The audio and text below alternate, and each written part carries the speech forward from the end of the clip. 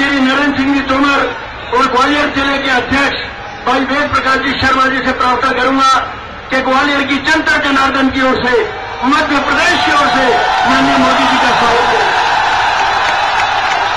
मोदी मोदी नरेंद्र मोदी, मोदी मोदी, मोदी मोदी, मोदी मोदी। बहुत बहुत धन्यवाद मित्रों। मैं अधिक समय न लेकर माननीय प्रदेश अध्यक्ष ग्वालियर के लाडले, हम सबके अत्यंत प्रिय, हमारे दिलों पर राज करने वाले भाई नरेंद्र सिंह जी तोमर से प्रार्थना करूंगा प्रदेश अध्यक्ष जी से कि आपको संबोधित करें भाई नरेंद्र सिंह जी तोमर।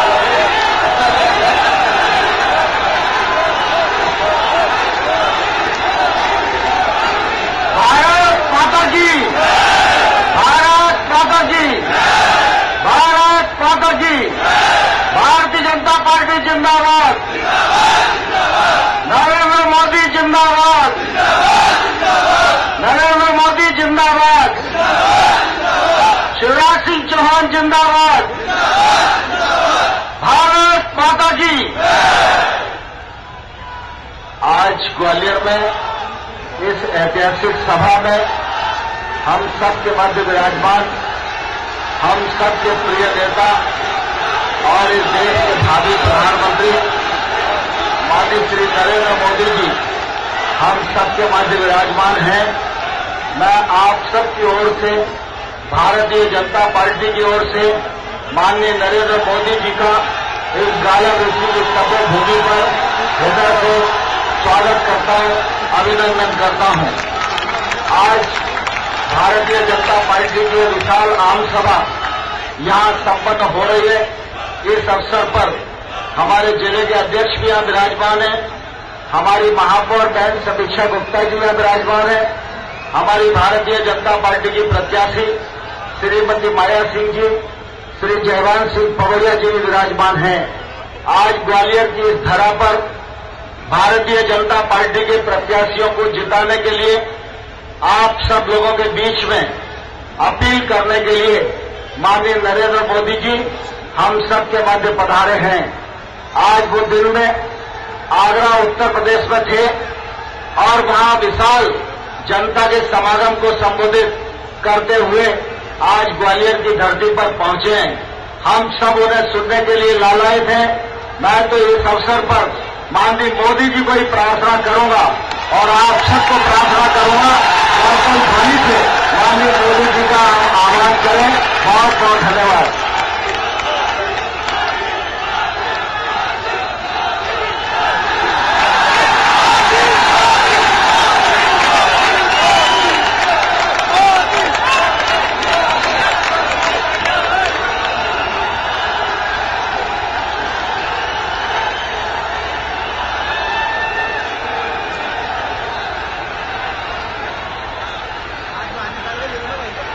भारत माता की।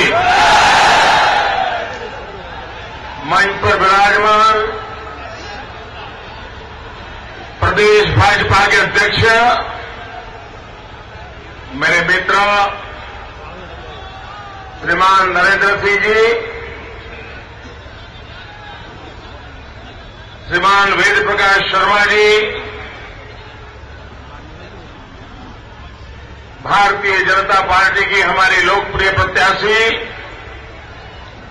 आदरणीय बहन माया सिंह, बहन समीक्षा गुप्ता जी, श्रीमान जयवान सिंह, श्रीमान नारायण सिंह जी, मंच पर विराजमान सभी वरिष्ठ महानुभाव और जोश और हिम्मत के साथ भाजपा को जिताने के लिए कृतनिश्चयी ग्वालियर के प्यारे भाइयों और बहनों,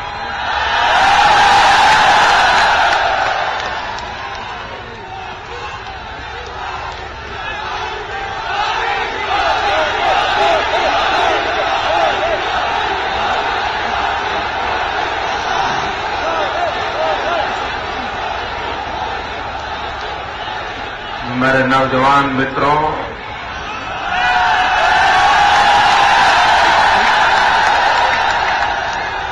आपका प्यार मेरी सर आंखों पर।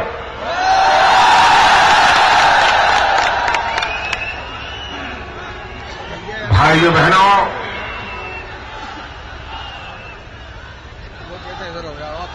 आपने मुझे इतना प्यार दिया है, मैं आपका बहुत ऋणी हूं, मैं आपका बहुत आभारी हूं।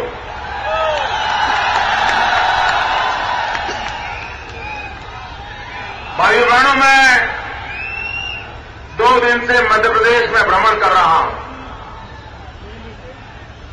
अलग अलग इलाकों में जाना हुआ और मैंने चारों तरफ जो माहौल देखा है, जो वातावरण देखा है, मैंने पिछले चुनाव में भी ऐसा नहीं देखा था जो इस चुनाव में दिखाई दे रहा।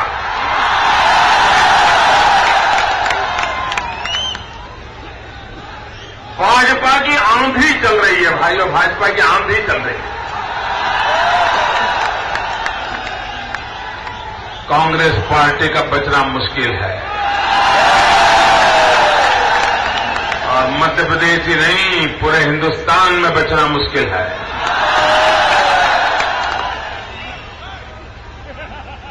मित्रों, जब भी चुनाव आते हैं तो एक शब्द प्रयोग बहुत प्रचलित होता है, एंटी इनकम्बेंसी फैक्टर। ये शब्द बार बार बोला जाता है और जो भी पॉलिटिकल पंडित किसी भी राज्य के चुनाव का विश्लेषण करते हैं तो एंटी इनकम्बेंसी फैक्टर की चर्चा करते हैं। लेकिन हिंदुस्तान के पॉलिटिकल पंडितों को पुनर्विचार करने के लिए भारतीय जनता पार्टी ने मजबूर किया है। जहां जहां भाजपा की सरकारें हैं, चाहे वो गुजरात हो, छत्तीसगढ़ हो, मध्य प्रदेश हो, जहां जहां बीजेपी की सरकारें हैं, अब पॉलिटिकल पंडितों को एंटी इनकम्बेंसी के ख्यालों से बाहर आना पड़ा है और पहली बार देश में चुनाव में प्रो इनकम्बेंसी फैक्टर हो सकता है, ये पहली बार राजनीतिक पंडितों को स्वीकार करना पड़ा।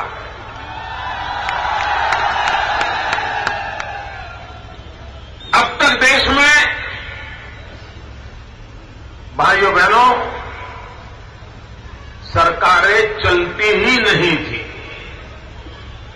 और कुछ सरकारें तो रिवर्स गियर में चलती थी।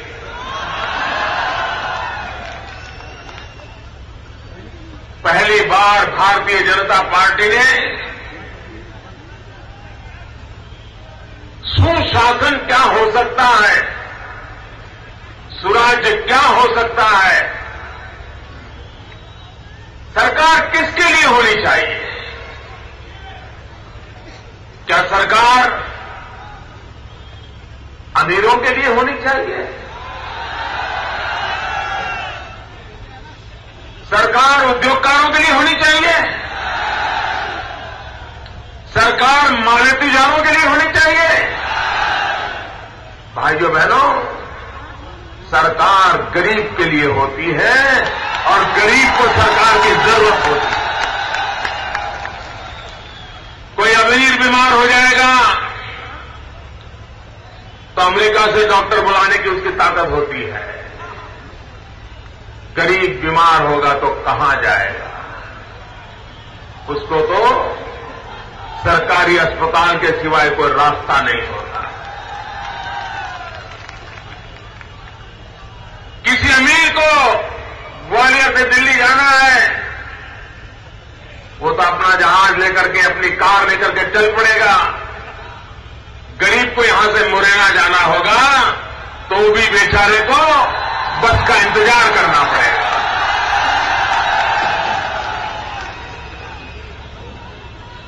भाइयों बहनों, गरीब इंसान के लिए हर पल सरकार एक आसरा होती है।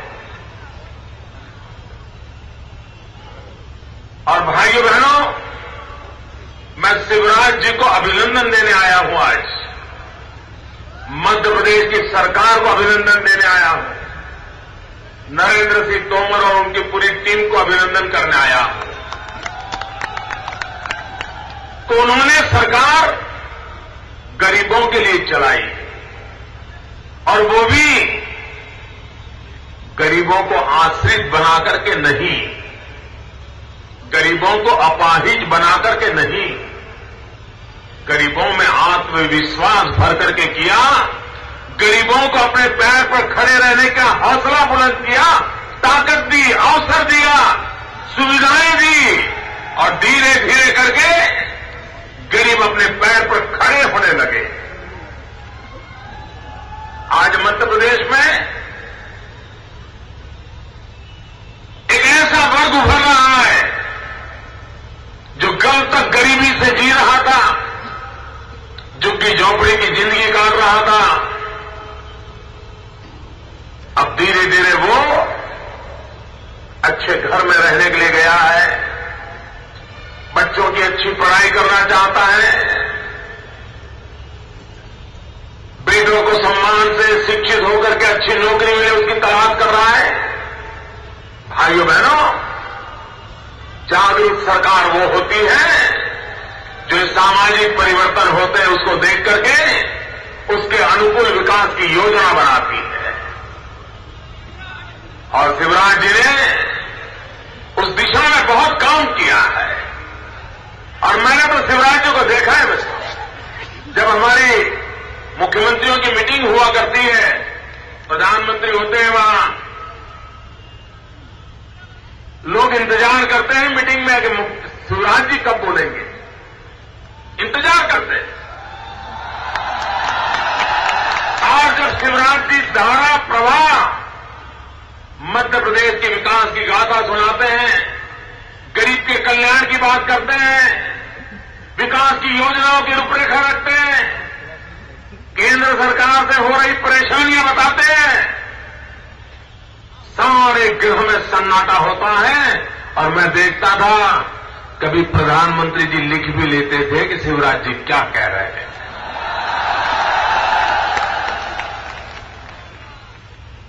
जब वो बोलते थे लगता था पूरा मध्य प्रदेश बोल रहा है, मध्य प्रदेश की आवाज सुनाई दे रही है।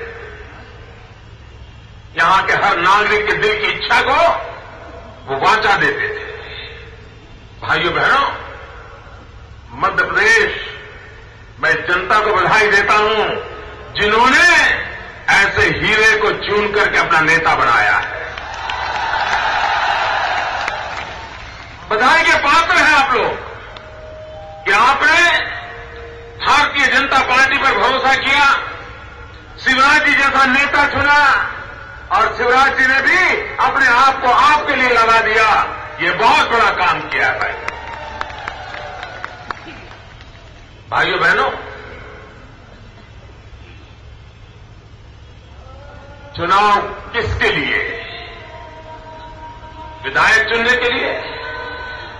चुनाव किसके लिए? ग्वालियर का भविष्य तय करने के लिए? भाइयों बहनों, आप जब 25 तारीख को वोट डालेंगे, वो 25 तारीख का वोट आपका विधायक कौन हो इसके लिए नहीं है। 25 तारीख का आपका वोट आपकी सरकार कौन से बने इसके लिए नहीं है। 25 तारीख का वोट मध्य प्रदेश के भाग्य की रेखा अंकित करने वाले हो। 25 तारीख के वोट की कीमत मध्य प्रदेश का भाग्य है। आपको निर्धारित करना है मध्य प्रदेश को किस दिशा में ले जाना है। क्या मध्य प्रदेश को फिर से बंटाधार स्थिति में लाना है? वो दिन याद है 10 साल पहले मध्य प्रदेश का क्या हाल था? भाइयों बहनों, 50 साल के कांग्रेस के पापों का पराक्रम देखिए। इतना सुंदर राज्य, इतनी मेहनती प्रजा, इतने सुशील लोग, उसके बावजूद भी मध्य प्रदेश की गिनती बीमारू राज्य में हुआ करती थी। बिहार, उत्तर प्रदेश, मध्य प्रदेश, राजस्थान, ये सारे राज्यों को बीमारू राज्य माना जाता था। भाइयों बहनों, मैं कल राजस्थान में भी था परसों। मैंने देखा राजस्थान बद से बदतर हो गया। राजस्थान बीमारू से बाहर नहीं निकल पाया, लेकिन भाजपा को आपने 10 साल मौका दिया। 10 साल के भीतर भीतर भाजपा ने मध्य प्रदेश को बीमारू के कलंक से मुक्त करा दिया।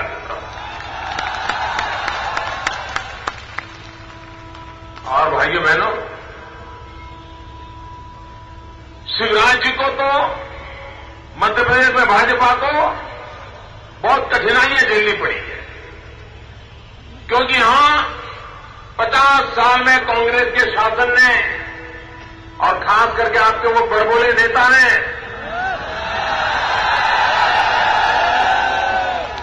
मध्य प्रदेश को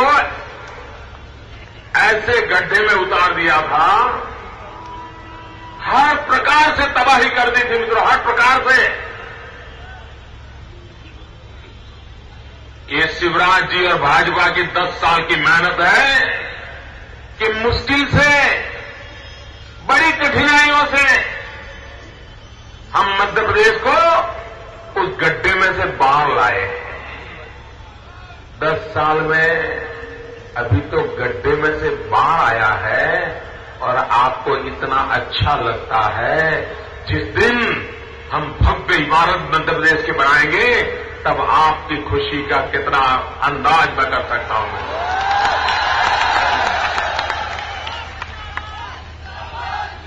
आप कल्पना कर सकते हैं तो क्या हाल था 10 साल पहले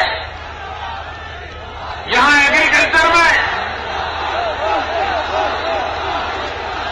एग्रीकल्चर में -4 था, -4 ग्रोथ। आज शिवराज जी ने 11, 12, 13% तक कृषि विकास के दर को पहुंचा दिया। गांव, गरीब, किसान सुखी हुआ। टूरिज्म, आप देखिए मध्य प्रदेश में टूरिज्म की इतनी संभावनाएं हैं मित्रों। अगर मध्य प्रदेश को आज से 25 साल पहले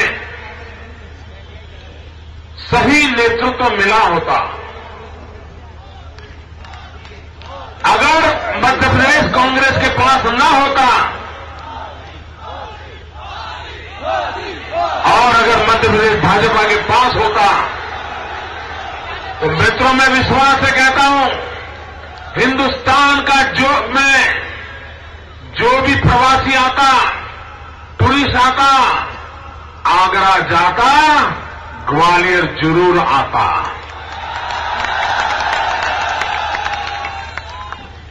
मध्य प्रदेश के हर इलाके में टूरिज्म के लिए इतनी संभावनाएं पड़ी है,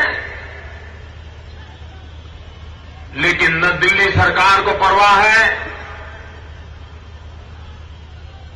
न भूतकाल की कांग्रेस की सरकारों को परवाह थी। अब टूरिज्म ऐसा क्षेत्र है मित्रों जो कम से कम पूंजी, कम से कम लागत से अधिक लोगों को रोजगार देता है। ऑटो रिक्शा वाला भी कमाता है, सब्जी बेचने वाला भी कमाता है, चॉकलेट बेचने वाला भी कमाता है, बिस्किट बेचने वाला कमाता है, फल बेचने वाला कमाता है, प्रसाद बेचने वाला कमाता है, चाय बेचने वाला भी कमाता है।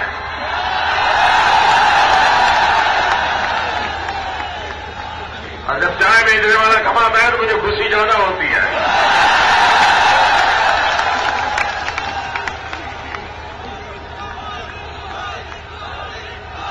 लेकिन इन्होंने टूरिज्म पर ध्यान नहीं दिया। मध्य प्रदेश का टूरिज्म में नामो निशान नहीं था। राजस्थान आगे निकल गया था। ये शिवराज जी की 5-7 साल की मेहनत देखिए। ये बंटाधार नेताओं के राज में मुश्किल से 50 लाख लोग मध्य प्रदेश आते थे। शिवराज जी के राज में 5 करोड़ लोग आए, 5 करोड़ लोग आए। एक जमाना था राजस्थान टूरिज्म के क्षेत्र में, हिंदुस्तान में जो कुछ भी टूरिज्म का काम होता था उसमें 5% अकेले राजस्थान में होता था। और वहां फिर ऐसे बंटाधार लोग आ गए कि राजस्थान का टूरिज्म 5% से 2% पे लाके खड़ा कर दिया। और मध्य प्रदेश में ऐसे नेता आए 2% से 5% ले गए। मित्रों, विकास कैसे होता है, प्रगति कैसे होती है, ये शिवराज जी ने दिखा दिया है। और भारतीय जनता पार्टी का एक ही मंत्र है मित्रों, विकास। नौजवान को रोजगार तभी मिलेगा जब विकास होगा। आप रोजी रोटी सम्मान के साथ तभी कमा पाओगे जब विकास होगा। भाइयों बहनों, ये कांग्रेस पार्टी वादा करने में बड़ी मशहूर है। वादे करने में उनको कोई परहेज ही नहीं है। चलते चलते कोई बता दे साहब ऐसा लिखो वोट मिल जाएंगे, लिख देते हैं। कोई भी कह दे, कोई टेलीफोन करके बता दें आज ऐसा कर दो, तुरंत दूसरे दिन स्टेटमेंट दे देंगे। कोई जिम्मेवारी नहीं। उन्होंने वादे किए थे, क्या कभी वादे निभाए हैं? भाइयों बहनों, कांग्रेस पार्टी ने पार्लियामेंट के चुनाव के समय वादा किया था कि 100 दिन में महंगाई कम करेंगे। वादा किया था, वादा किया था। महंगाई गई, महंगाई कम हुई, वादा तोड़ा, उनसे नाता तोड़ोगे?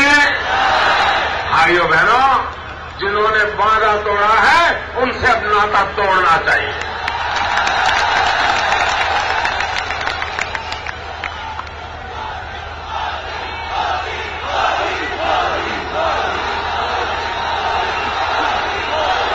ये गरीबों की मजाक उड़ाते हैं।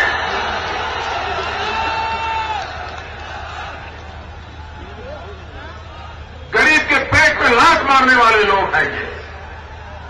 आप कल्पना करते हो, इन्होंने इतने बड़े बुद्धिमान अर्थशास्त्री प्रधानमंत्री है हमारे देश में, अर्थशास्त्री प्रधानमंत्री,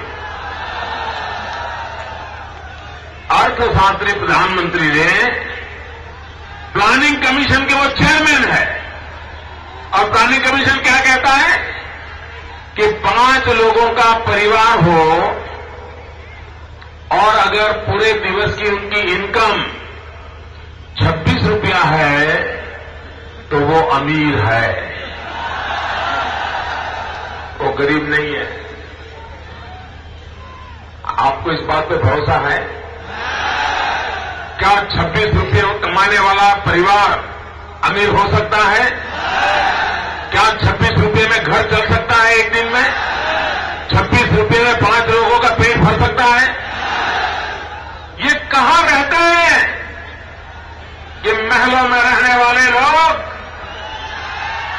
इन्हें पता नहीं है हिंदुस्तान का गरीब कैसे जीता है। मित्रों, इन्हें पता नहीं है। भाइयों बहनों, 26 रुपये में 300 ग्राम प्याज नहीं आती है। प्याज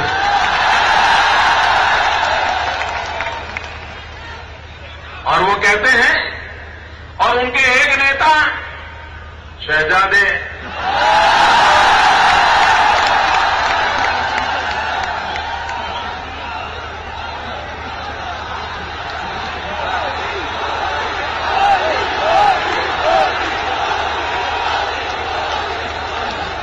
वे कहते हैं गरीबी गरीबी कुछ नहीं होता है,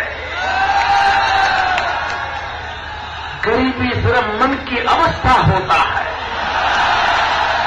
स्टेट ऑफ माइंड। भाइयों बहनों, इस बात पे आप भरोसा करते हैं, इस बात पे आप विश्वास करते हैं, ऐसे लोगों पे भरोसा करते हैं? क्या बोल रहे हैं ये लोग? भाइयों बहनों, मुझे बताइए, अगर गुजरात के अंदर कोई अस्पताल बनता है, वो अस्पताल अगर बनाते हैं हम लोग, सरकार बनाती है, तो पैसे मोदी के जेब से आते हैं क्या? अगर गुजरात में मैं कोई स्कूल बनाता हूं, तो पैसे मोदी के जेब से आते हैं क्या? अगर मध्य प्रदेश में कोई बढ़िया रोड बनता है, तो क्या पैसे शिवराज जी की जेब से आते हैं क्या? अगर मध्य प्रदेश के अंदर एक बहुत बड़ा कॉलेज बनता है, तो क्या पैसे शिवराज जी की जेब से आते हैं क्या? ये पैसे आपके हैं ना, जनता जनार्दन के हैं ना? ये दिल्ली वाले आके कहते हैं हमने भेजे।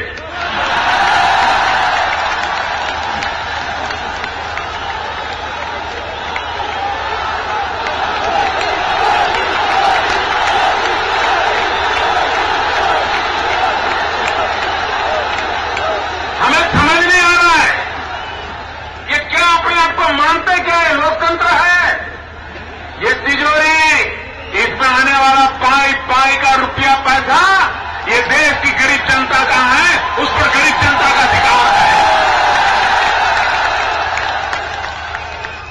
और आप ये कहते हैं हमने भेजा, हमने भेजा, हमने भेजा।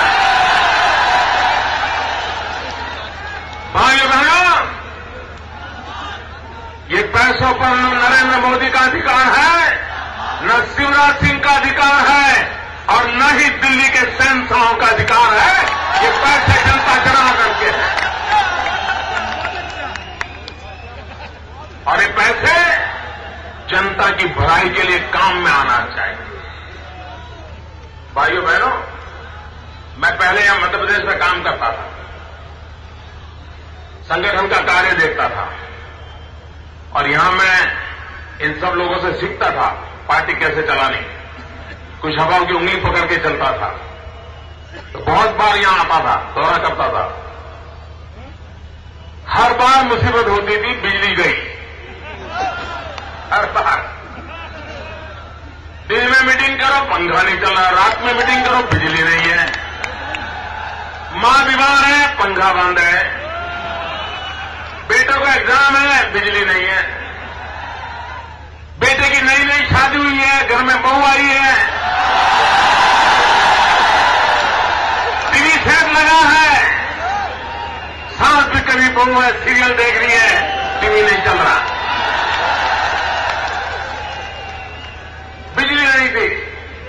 इस शिवराज जी ने आज पूरे मध्य प्रदेश में अटल ज्योति योजना बना करके घर घर 24 घंटे बिजली पहुंचाने का अभियान उड़ाया है। बहुत बड़ा काम किया है। लेकिन दिल्ली ने क्या किया? दिल्ली ने देश को अंधेरे में डाल दिया। दोस्तों, आपको हैरानी होगी, हिंदुस्तान में 20,000 से ज्यादा मेगावाट बिजली के कारखाने बंद पड़े हैं। नौजवान बेरोजगार है, कारखाने लगे हुए हैं, पहले बिजली पैदा करते थे, आज बंद हो गए। ऐसा कोई देश सुना है आपने जहां एक तरफ अंधेरा हो, दूसरी तरफ कोई बिजली के कारखाने बंद हो, तीसरी तरफ कोयले की खदानें भरपूर हो, लेकिन फिर भी अंधेरा हो? कारण दिल्ली की सरकार को लकवा मार गया, लकवा।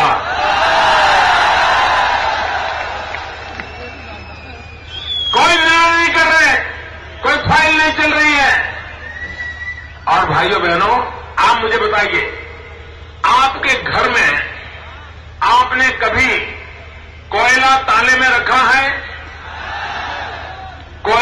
ताला लगाया है। ज्यादातर कोयला तो घर के बाहर ही पड़ा रहता है ना। कभी कोई कोयले की चोरी करता है? कभी किसी का कोयला चोरी हुआ ऐसी शिकायत हुई है? भाइयों बहनों, इस देश में दिल्ली में ऐसी सरकार है, कोयला खा गई। और जब सुप्रीम कोर्ट ने डंडा मारा तो कह रहे फाइल खो गई है। बताइए, अरे फाइल नहीं, ये तो देश कह रहा है पूरी सरकार खो गई है।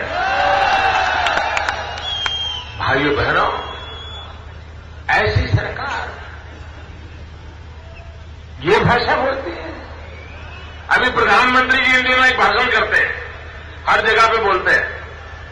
वो कहते हैं कि भाजपा के नेता, उनकी भाषा ठीक नहीं है, शालीनता नहीं है। प्रधानमंत्री जी, आप ये किसके लिए कह रहे हैं, ये तो पहला पक्का करो। क्या अपने घर में नहीं बोल पा रहे हो, इसलिए बाहर बोल रहे हो क्या? आपकी पार्टी में आप बोल नहीं पा रहे हो। प्रधानमंत्री जी, आप हमें बताइए, प्रधानमंत्री पद की गरिमा का अपमान किसने किया? प्रधानमंत्री जी, आप जब अमेरिका में थे तब आपकी पार्टी के युवा नेता टीवी के सामने आए, देश के करोड़ों लोगों ने देखा और उन्होंने कहा नॉनसेंस। उन्होंने कहा कैबिनेट के कागज फाड़ दो। प्रधानमंत्री जी, आपकी गरिमा का अपमान किसने किया है? हमने नहीं किया है, न हमारी पार्टी ने कभी किया है। हम लोकतंत्र में प्रधानमंत्री पद की गरिमा का सम्मान करने वाले लोग हैं, हम आदर करते हैं। आज प्रधानमंत्री जी ने जयपुर में कहा, मैं अभी चल रहा था तो मुझे जानकारी मिली, मुझे पूरी जानकारी तो नहीं है, लेकिन उन्होंने कहा एक मुख्यमंत्री को, अटल जी ने कहा था राजधर्म के लिए। प्रधानमंत्री जी, YouTube पर अटल बिहारी वाजपेयी की वीडियो अवेलेबल है और उसमें अटल बिहारी वाजपेयी जी ने नरेंद्र मोदी को कहा था कि राजधर्म निभाना चाहिए और तुरंत बोले थे कि हां, मोदी जी राजधर्म निभा रहे हैं। प्रधानमंत्री जी, आप भी हकीकतों को जरा अपडेट करते रहिए, आप भी आधी अधूरी बातें मत बताइए। और प्रधानमंत्री जी, मैं आपको कहना चाहता हूं, वाजपेयी जी ने हमें राजधर्म सिखाया है और उसी तो कारण है कि आज हिंदुस्तान में भाजपा की सरकारों की वाहवाही हो रही है। गुजरात की चारों तरफ वाहवाही हो रही है, मध्य प्रदेश की वाहवाही हो रही है, छत्तीसगढ़ की वाहवाही हो रही है, गोवा की वाहवाही हो रही है। ये राजधर्म पर हम चले इसलिए हुआ है। प्रधानमंत्री जी, आप हमें कहते हैं अटल जी ने मोदी को क्या कहा, मैं कहता हूं आपकी पार्टी के उपाध्यक्ष ने आपको क्या कहा था? अरे दुनिया के सामने हम सर नहीं दिखा सकते हैं।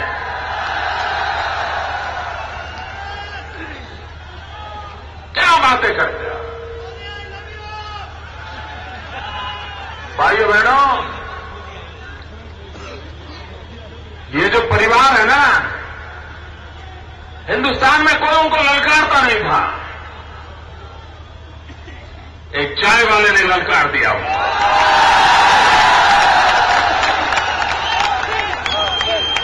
और ये कहते हैं चाय वाला प्रधानमंत्री नहीं बन सकता, तो क्या देश बदलने वाला बनेंगे क्या?